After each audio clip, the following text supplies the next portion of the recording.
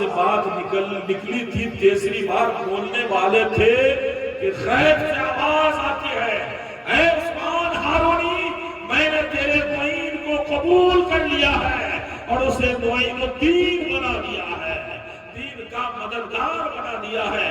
خواجہ غریب نواز رحمۃ اللہ تعالی علیہ عطائے رسول بن کر جب ملک ہند میں آئے، دیکھتے کیا ہے، کوئی پیڑ کو پوچھتا ہے، کوئی پتھر کو پوچھتا ہے، کوئی پانی کو پوچھتا ہے، کوئی سورج کو پوچھتا ہے، کوئی چاند کو پوچھتا ہے، کوئی بلندی کو پوچھتا ہے، کوئی پتھر کو پوچھتا ہے، کوئی آگ کو پوچھتا ہے۔ خواجہ غریب نواز نے دیکھا مختلف انسان ہے، مختلف جماعت ہے، مختلف ان کے دیوتا ہے۔ تو خواجہ غریب نواز رحمۃ اللہ تعالی علیہ ملک ہند آئے کس لیے؟ کلمہ توحید کی دعوت دینے کے لیے، اعلان کلمۃ الحق کے لیے، مذہب اسلام کا پرچار کرنے کے لیے۔ خواجہ غریب نواز نے دیکھا ایک بہت بڑی جماعت ہے جو آتش پرست ہے، آگ کی پجاری ہے۔ خواجہ غریب نواز لوگوں کے پاس رکتے ہیں، رکنے کے بعد کہتے ہیں کیا کر رہے ہو؟ آپ کو پوچھتے ہیں کب سے پوچھتے ہو؟ کہنے میرے باپ نے پوچھا، میرے باپ کے باپ نے پوچھا، پھر ان کے باپ نے پوچھا، ایک زمانے سے پوچھتے ہیں، تاریخ نہیں بتا سکتے کب سے پوچھتے ہیں۔ خواجہ غریب نواز نے کہا کیا یہ آگ تمہیں جلا سکتی ہے؟ تو پنڈتوں نے کہا ہاں، آگ کاہے نہیں جلائے گی؟ آگ کی فطرت جلانا ہے، آگ کی فطرت تکلیف دینا ہے، آگ کا کام ہی جلانا ہے، کیوں نہیں جلائے گی؟ خواجہ غریب نواز نے کہا جو جس کا معبود ہوتا ہے وہ اپنے ماننے والوں کی رکشا کرتا ہے، اپنے ماننے والوں کی حفاظت کرتا ہے۔ میرا رب ہے جو ہماری ہر حال میں حفاظت کرتا ہے، میرا پروردگار ہے جو ہماری ہر طرح سے حفاظت کرتا ہے۔ یہ آگ تمہیں جلا دے گی لیکن یقین ہے کہ مجھے نہیں جلا سکتی ہے۔ خواجہ غریب نواز نے یہ کہا، سارے پنڈتوں نے کہا، تاریخ میں آتا ہے کہ اس جماعت میں 400 پنڈت تھے، سارے پنڈتوں نے کہا اے بابا اگر ایسا ہو جائے گا کہ یہ آگ آپ کو نہیں جلائے گی تو آپ کے نبی کا کلمہ پڑھ لیں گے، مسلمان بن جائیں گے۔ خواجہ غریب نواز نے کہا کیا تو سچ کرتا ہے؟ کہنے لگے سارے پنڈت ہاں بالکل سچ کرتا ہوں۔ اتنے میں بولتے بولتے خواجہ غریب نواز رحمت اللہ تعالی علیہ ایک پنڈت کے گود سے چھوٹا سا بچہ اٹھائے اور آگ کی بھٹی میں کود پڑے۔ جیسی آگ کی بھٹی میں خواجہ غریب نواز کود پڑتے ہیں، اب سارا پنڈت چلانے لگا کہ یہ بابا کہاں سے آیا، خود بھی گیا، میرا بچہ بھی لے چلا گیا، خود بھی ڈوب گیا، چل گیا، میرا بچہ بھی لے کر چل گیا۔ چلانے لگے۔ کچھ ہی لمحہ گزرا تھا کہ خواجہ غریب نواز آگ کی بھٹی سے مسکراتے ہوئے باہر آئے۔ دنیا والوں نے دیکھا خواجہ بھی مسکرا رہے ہیں، وہ بچہ بھی مسکرا رہا ہے، میرا خواجہ بھی سلامت ہے، وہ بچہ بھی سلامت ہے۔ تب سارے پنڈتوں نے کہا آخر کیسے ہو گیا کہ یہ آگ تو جلاتی ہے، آگ کو نہیں جلا پائی؟ تب میرے خواجہ نے کہا سنو تم سے پہلے تمہارے رشتے میں کوئی ہوتا، بہت زمانہ پہلے ہمارے نبی کے جد اعلیٰ حضرت ابراہیم علیہ السلام کے لیے نارے نمرود اللہ نے گلے گلزار کیا تھا، تو اللہ کے حکم سے یہ آگ جلتی ہے، اللہ کے حکم سے بجھتی ہے۔ یہ میرے ایمان کا پاور ہے کہ آگ مجھے نہیں جلا پائی ہے۔ تب سارے پنڈتوں نے بیک زبان ہو کر کہا اے خواجہ میں مان گیا آپ کا دین سچا ہے، آپ کے نبی سچے ہیں، آپ کے نبی پر جو کتاب اتری وہ سچی کتاب ہے، بہت آپ اچھے ہیں، دیر مت کیجئے، مجھے نبی کا کلمہ پڑھائیے، مسلمان بنا دیجئے۔ خواجہ غریب نواز رحمۃ اللہ تعالی علیہ نے کہا پڑھ لے کلمہ اشہد ان لا الہ الا اللہ و اشہد ان محمد عبدہ و رسولہ، پڑھ لیا کلمہ، مسلمان ہو گئے۔ خواجہ غریب نواز رحمت اللہ تعالی علیہ نے کلمہ پڑھا دیا، مسلمان ہو گئے۔ صرف اس دن 4000 پنڈت مسلمان ہوئے، لیکن پوری زندگی میں 99 لاکھ کافروں کو مسلمان بنائے ہیں خواجہ غریب نواز۔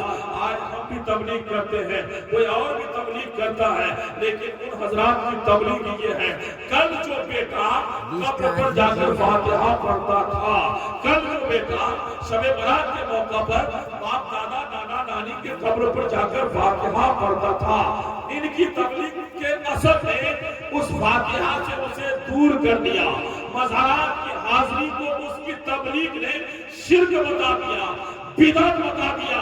ये जहालत है, ये पता ही नहीं उन्हें कि कब्रिस्तान जाना, हाथ उठाकर दुआ मांगना ये किसी और की नहीं, प्यारे मुस्तफा की सुन्नत है, मेरे नबी की सुन्नत है।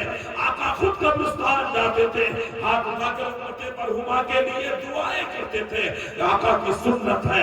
लिहाजा हम सुन्नत समझकर कब्रिस्तान जाएं, सुन्नत समझकर मज़ारात पे जाएं, यकीनन हमें जरूर सवाब मिलेगा। लेकिन कब्रिस्तान जाए, मज़ारात पे जाए, अदब के साथ जाए, एहतराम के साथ जाए, और अदब और एहतराम के साथ जब हम हाज़िरी देंगे हमारी हाज़िरी भी कबूल हो जाएगी।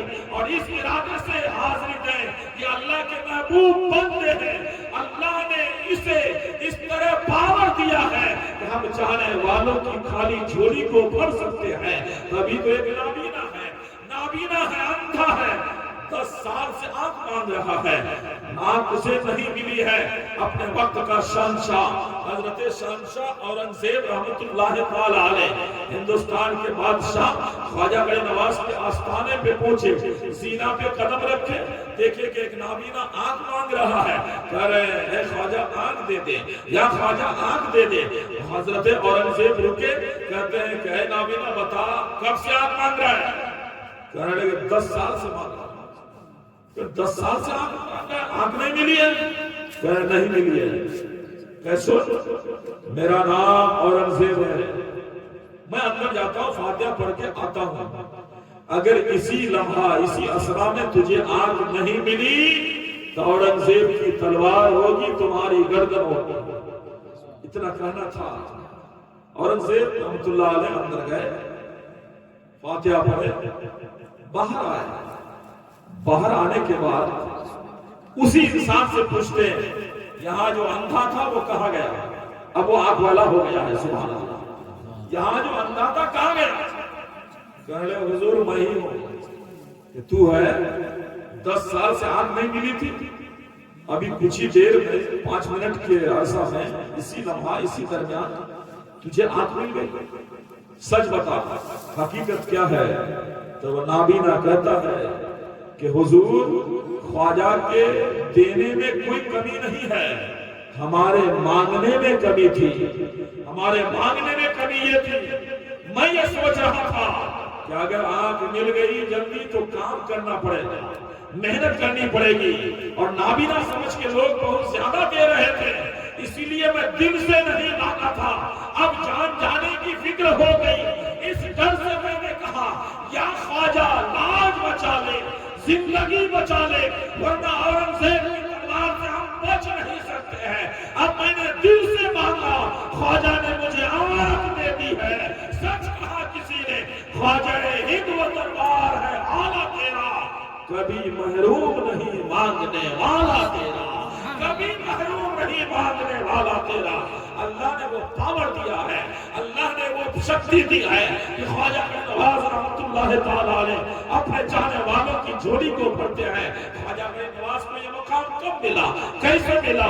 अपने नफ्स को फना करने की वजह से, अपनी अनानियत को फना करने की वजह से, अपने ख्वाहिशात को मारने की वजह से अल्लाह ने वो बुलंद मकाम अता किया है, वो बुलंद मकाम अता किया है कि जब वो बंदे मोमिन नेक बंदा बोलता है, अल्लाह पाक उसकी बोली को रद्द नहीं फरमाता है।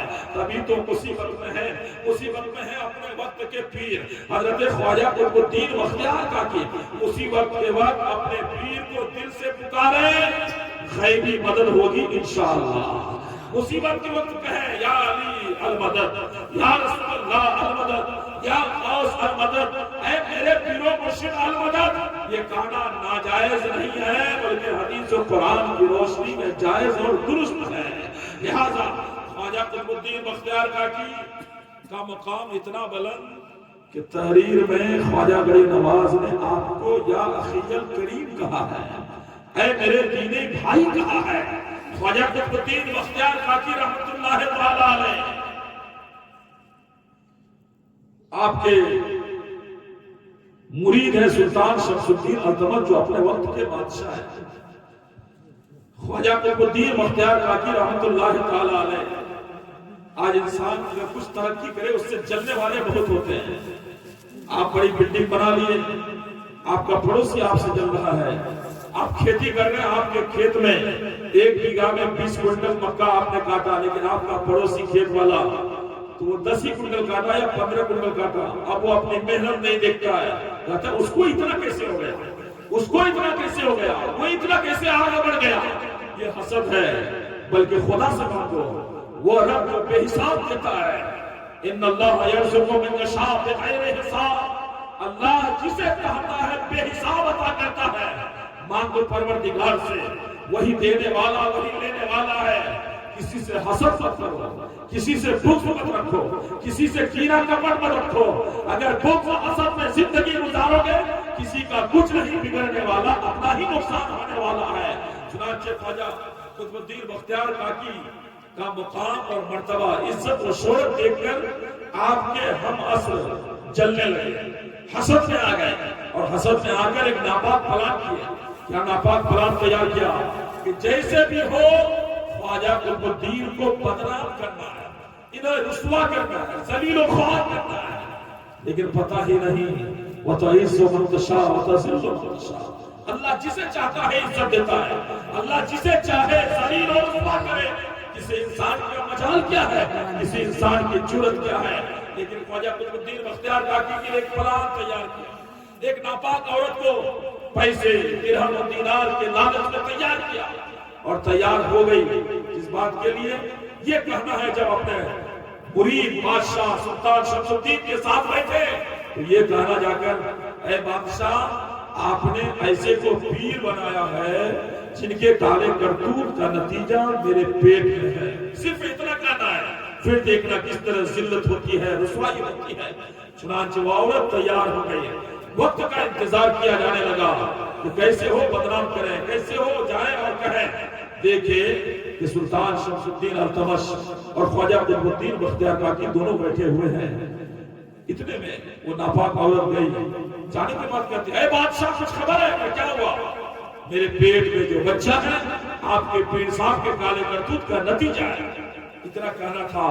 ایک عزتدار کے لیے بدنامی پہاڑ کی طرح ہوتی ہے، گویا کہ سر پہ پہاڑ گر پڑا ہے، سر نیچا ہوا، آنکھوں سے آنسو بہنے لگے۔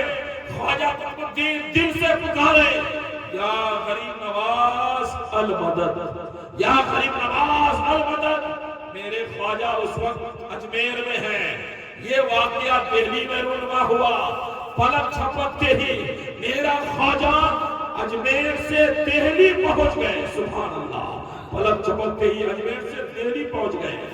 اب خواجہ غریب نواز رحمۃ اللہ تعالی علیہ کو جب سب دیکھے چونک گئے، حیرت میں پڑ گئے، اجمیر میں تھے، اتنی جلدی کیسے آ گئے؟ کافی بھیڑ جمع ہوئی، چلنے والے، حسد کرنے والے، بدنام کرنے والوں کی ایک ٹیم کی الگ ٹوک میں تھے، اور وقت کا انتظار کریں کیسے بدنام کیا جائے، ہم لوگ پھنسیں گے ان پر۔ سب لوگ آ گئے، جمع ہو گئے۔ خواجہ غریب نواز پوچھتے، بتاؤ کیا ہوا؟ اے قطب الدین تو نے کاہے یاد کیا، کاہے بلایا ہے؟ خواجہ قطب الدین نظر اٹھاتے ہیں لیکن اٹھا نہیں پا رہے ہیں، کچھ بولنے کی کوشش کر رہے ہیں، بول نہیں پا رہے ہیں۔ لب ہائے مبارک لب میں کپ کپی ہے، ہونٹ ہل رہے ہیں، جسم کانپ رہا ہے، سر نیچا ہو گیا، کچھ نہیں بول پا رہے ہیں۔ اتنے میں سلطان شمس الدین التمش نے کہا، حضور ماجرا یہ ہے، حضور ماجرا یہ ہے، اب آپ فیصلہ کر دیں۔ خواجہ قطب الدین بختیار کاکی کے متعلق جب خواجہ غریب نواز سنتے ہیں تب کہتے ہیں، اے بادشاہ اس معاملے کا فیصلہ نہ خواجہ قطب الدین کرے گا، نہ بادشاہ سلطان کریں گے، نہ خواجہ غریب نواز کریں گے۔ مجمع سے آواز بلند ہوئی، پھر کون یہ فیصلہ کرے گا؟ آپ کو تو فیصلے کے لیے بلایا گیا ہے۔ خواجہ غریب نواز نے کہا، یہ فیصلہ اس عورت کے پیٹ میں جو بچہ ہے وہی بچہ ہی فیصلہ کرے گا، یہ کس کی جانب سے ہے؟ اللہ اکبر۔ خواجہ غریب نواز نے جب یہ کہا، مجمع سے آواز بلند ہوئی کہ پیٹ کے ماں کے پیٹ میں بچہ بولے گا اور ہم لوگ سن لیں گے، ایسا ہوگا؟ خواجہ غریب نواز نے کہا کہ ہاں ہوگا۔ کہنے لگے یہ تو امپوسیبل ہے، یہ تو ناممکن ہے، یہ تو کیسے ایسا ہو جائے گا کہ ماں کے پیٹ میں بچہ بولے گا، ہم سن لیں گے؟ خواجہ نے کہا تمہارے کہنے سے نہیں بولے گا، غریب نواز بولے گا تبھی وہ بچہ بولے گا، کیونکہ اللہ کے ولی کی زبان سے جو بات نکلتی ہے اللہ اس بات کو پوری کر لیتا ہے، اور جو ولی کی زبان سے نکلے ولی سے ویسا کام صادر ہو جو دل و دماغ میں نہ آئے اسی کو کرامت کہتے ہیں، اور جو نبی سے ویسا کام صادر ہو دل و دماغ میں نہ آئے تو اسے معجزہ کہتے ہیں۔ انگلی کے اشارے سے چاند کا 2 ٹکڑا ہو جانا یہ نبی کا معجزہ ہے، بے زبان کنکری کا کلمہ پڑھ لینا نبی کا معجزہ ہے، پیڑ پودا چل کر نبی کے بارگاہ میں آ کر سلامی پیش کرنا یہ نبی کا معجزہ ہے، ڈوبا ہوا سورج مولا علی کے لیے پلٹا دینا یہ نبی کا معجزہ ہے، اور خواجہ غریب نواز کا پورے انا ساگر کو ایک پیالہ میں لا کر حاضر کر دینا یہ خواجہ غریب نواز کی کرامت ہے۔ خواجہ غریب نواز نے کہا تیرے کہنے سے نہیں بولے گا جب تک معین الدین نہیں کہے گا، سارا مجمع خاموش ہو گیا، پھر کہا کہ آپ ہی بولیے، تب میرے خواجہ نے کہا اے بچہ تو ہی فیصلہ کر دے تو کس کا ہے، تب ماں کے پیٹ میں وہ بچہ بول پڑا یا خواجہ قطب الدین اچھے ہیں، قطب الدین سچے ہیں، وہ متقی وہ پرہیزگار ہیں، میری ماں غلط ہے، میری ماں فاحشہ ہے، ایک چرواہے کے کالے کرتوت کا میں نتیجہ ہوں۔ اللہ اکبر، حق کا حق اور باطل کا باطل اجاگر ہو گیا، دنیا والوں نے دیکھا اللہ کے ولی کو رسوا کرنے چلا تھا خود رسوا ہو گیا ہے۔ اللہ کے نیک بندوں سے وسیلہ قائم رکھیں، کیونکہ اللہ کا قرآن بولتا ہے یا ایھا الذین آمنوا اتقوا اللہ وابتغوا الیہ الوسیلہ، اے ایمان والو اللہ سے ڈرو اور اللہ تک پہنچنے کے لیے وسیلہ تلاش کرو، اللہ تک پہنچنے کے لیے وسیلہ تلاش کرو۔ ہمارے لیے وسیلہ کیا ہے؟ صحابہ کے لیے وسیلہ ہمارے نبی ہیں، ہم سب کے لیے وسیلہ ہمارے نبی ہیں، اور ہم سب کے لیے وسیلہ ہمارے نبی بھی ہیں، صحابہ بھی ہیں، تابعین بھی ہیں، اور غوث الاعظم دستگیر بھی ہیں، خواجہ غریب نواز ہیں، ہمارے پیر و مرشد ہیں، جن کے لیے جو جن کے پیر ہیں اللہ کی بارگاہ تک پہنچنے کا وہ وسیلہ ہے۔ چونکہ مالک بن دینار کا مناظرہ ایک دہریہ سے ہوا کہ اللہ کی میدانیت کا وہ انکار کرنا تھا، حضرت مالک بن دینار دلیل پر دلیل دے رہے ہیں، دلیل پر دلیل دے رہے ہیں، آخر میں فیصلہ یہ ہوا کہ آگ میں ہاتھ رکھو جو جل جائے اس کا دین باطل ہے۔ تو خواجہ حضرت مالک بن دینار اس دہریہ کا ہاتھ پکڑے اور آگ میں ڈالے، آگ کسی کو نہیں جلا پائی۔ جب کسی کو نہیں جلا پائی حضرت مالک بن دینار رب کی بارگاہ میں متوجہ ہوتے ہیں اور کہتے ہیں یا اللہ میں تیرے نبی کا ماننے والا، تجھ پر یقین رکھنے والا، اور وہ دہریہ تیرا منکر ہے، تو نے اس کے ہاتھ کو کیوں نہیں جلایا؟ غیب سے آواز آتی ہے اے مالک بن دینار اگر دہریہ کا ہاتھ سلامت ہے تو تیرے ہاتھ کے صدقے میں سلامت ہے، تیرے ہاتھ کے وسیلے میں سلامت ہے۔ تنہا تنہا اکیلے اکیلے ایک عبادت کرے، آگ میں ہاتھ رکھے، یقیناً تو بچ جائے گا، دہریہ جل جائے گا۔ یہ ہے اللہ کے دین کا پاور۔ یقیناً ضرورت ہے اس بات کی کہ اگرچہ ہم گنہگار ہیں، اگرچہ ہم سیاہکار ہیں، لیکن ہمارے ہاتھ میں دامن ہے غوث الاعظم دستگیر کا، پیران پیر کا، خواجہ غریب نواز کا۔